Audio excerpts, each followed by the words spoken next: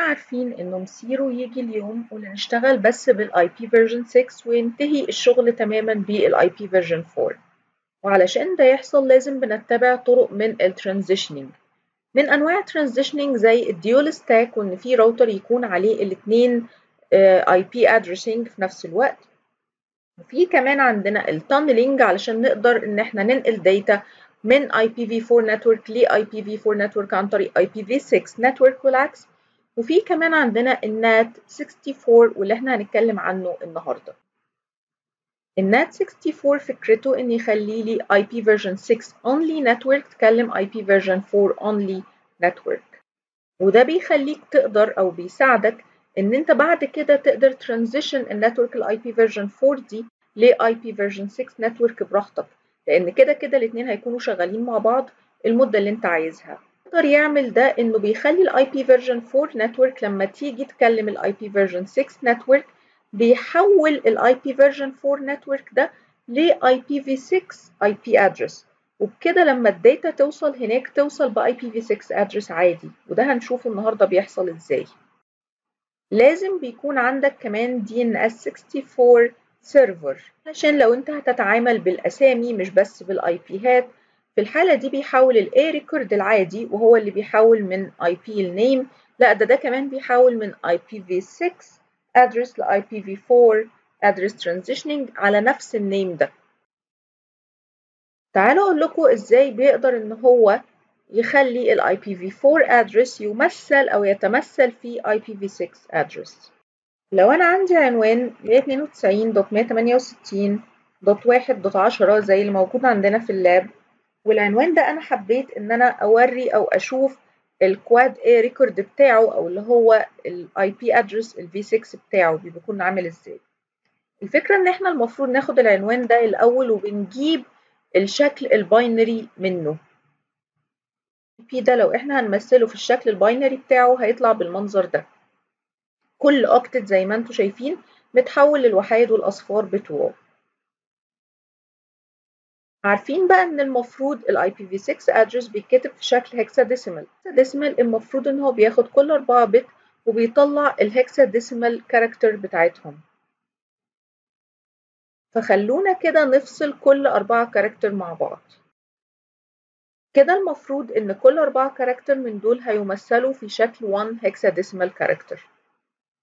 في بقى عندي باترن ثابت للتحويل من IPv4 address ل IPv6 address. ايه هو الباترن ده؟ الباترن ده هو ال 64FF98 المنظر ده يا جماعة هو اللي المفروض بنضيف ليه ال IPv4 address بس بصورته الهكساديسيمال علشان نقدر نقول إن آدي ال IPv6 address الموازي لل IPv4 address اللي قدامنا ده. وبكده لو أنا حبيت إن أنا أبعت داتا من ال IP ده لل IPv6 دومين، فطبعا مش هيكلمه بنفس ال IP اللي هو الفيرجن 4، لا هيبتدي يتحول للمنظر ال IP version 6 اللي هو المفروض الباترن ده ومضاف إليه الهكساديسيمال نوتيشن بتاعة ال V4 address.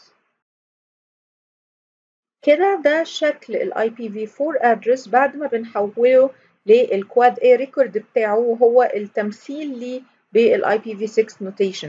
هو ده اللي هيكون المفروض ال IP بتاع السورس. مثلا لو أنا ببعت داتا من ال IPv4 دومين لل IPv6 دومين من العنوان اللي هو ال 1.10، وقيس على كده أي IPv4 address في نفس المنطقة دي. طيب ده بالنسبة لأن أنا لما باجي أكلم ال IPv6 دومين. طب لو بالعكس أنا دلوقتي المفروض من ال IPv6 دومين عايز برضو أرد على ال IPv4 دومين، والمفروض برضو إن أنا عندي هنا IPv6 addresses، والمفروض إن ال IPv6 address ده يحول إلى IPv4 address علشان يقدر يكلم ال IPv4 دومين. هنا دي بتبقى عملية مابينج بسيطة أنت تقدر تقوم بيها على النت سيرفر بتاعك اللي هو في حالتنا هنا هيكون راوتر 2.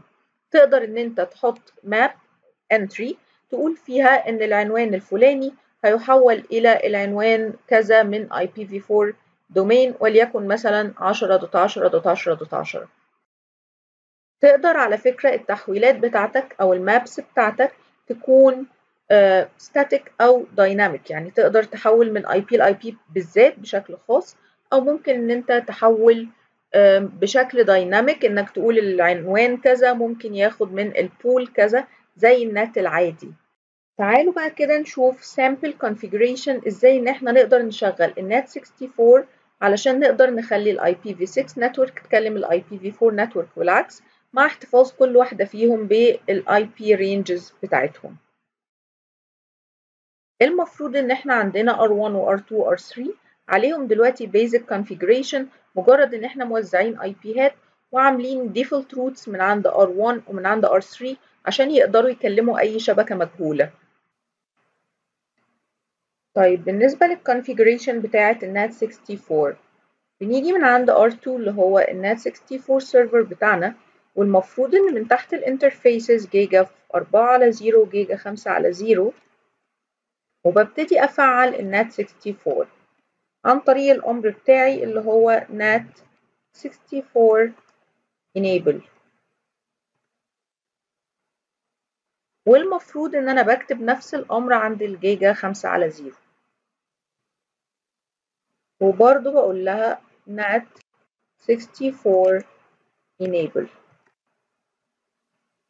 بعد كده المفروض بيجي دور الستاتيك مابينج من ال IPv6 address اللي أنا هستخدمه في الاختبارات بتاعتي لل IPv4 address اللي المفروض إن أنا بحجزه له، زي مثلا ال 10.10.10.10 عن طريق الأمر بتاعي إن أنا بقول له إن أنا بستخدم النات 64 وإن أنا بعمل تحويل.